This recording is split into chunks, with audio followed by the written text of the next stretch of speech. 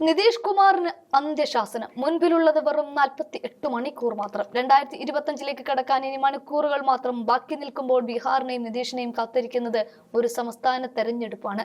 ഇത്തരമൊരു സാഹചര്യത്തിൽ തന്റെ മുന്നിൽ വന്നു നിൽക്കുന്നത് എത്ര ചെറിയ പ്രശ്നമാണെങ്കിലും അത് വലിയൊരു പ്രോബ്ലമാണ് നിതീഷ് കുമാറിന്. അത് ഒരിക്കലും നല്ല കാര്യമല്ല എന്ന റിപ്പോർട്ടുമാണ് ഇപ്പോൾ പുറത്തു വരുന്നത്. ഇത്തവണ വിഷയം ചോദ്യപേപ്പർ ചോർച്ചയാണ്. ഇതോടെ യുവജനത മുഴുവൻ നിതീഷിനെതിരെ ആവുകയാണ്. ഇതിനു മുൻപ് നിർമ്മിച്ച പാലങ്ങളെല്ലാം ഒന്നിടവിടാതെ പൊളിഞ്ഞു വീടുന്ന കാഴ്ച നമ്മൾ കണ്ടിട്ടുണ്ട്.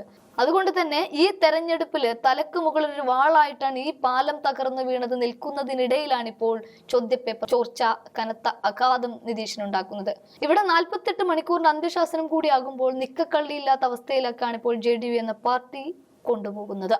ബീഹാർ PSC ചോദ്യപേപ്പർ അട്ടിമറിയിൽ നിതീഷ് കുമാർ സർക്കാരിന് 48 മണിക്കൂർ സമയം നൽകുകയാണ് പ്രതിഷേധക്കാർ. വിഷയത്തിൽ ചീഫ് സെക്രട്ടറിയുമായി കൂടിക്കാഴ്ച നടത്തിയിട്ടും പരീക്ഷ റദ്ദാക്കുന്നത് സംബന്ധിച്ച് യാതൊരു തീരുമാനവുമായിട്ടില്ല. ഇതോടെയാണ് പ്രതിഷേധക്കാർ സർക്കാരിന് അന്ത്യശാസനം നൽകിയത്. പുനഃപരീക്ഷ നടത്തുന്നത് ഉൾപ്പെടെയുള്ള ഉദ്യോഗാർത്ഥികളുടെ ആവശ്യങ്ങളിൽ ഉടൻ തീരുമാനം ഉണ്ടായില്ല എങ്കിൽ സമരം പുനരാരംഭിക്കുമെന്നും സർക്കാരിന് മുന്നറിയിപ്പ് നൽകിയിട്ടുണ്ട്. അതേസമയം പ്രതിഷേധിച്ച വിദ്യാർത്ഥികൾക്ക് നേരെയുണ്ടായ പോലീസ് നടപടിയും വിമർശനം ശക്തമാണ്. ഒരിക്കൽ ഇന്ത്യ മുന്നണിയിൽ നിന്നും അധികാര കസേരയുടെ ഭ്രമം മൂത്ത് NDA പാളയത്തിലേക്ക് പോയതാണ് ഇതേ നിതീഷ് എന്ന് കരുതി സംസ്ഥാന തെരഞ്ഞെടുപ്പ് വരുമ്പോൾ NDA പാളയത്തിലാണ് നിലയുറപ്പിക്കുന്നത് എങ്കിലും അത് അത്ര കണ്ട് ആശ്വസിക്കാനുള്ള ഒരു വകയുമല്ല നിതീഷിന്.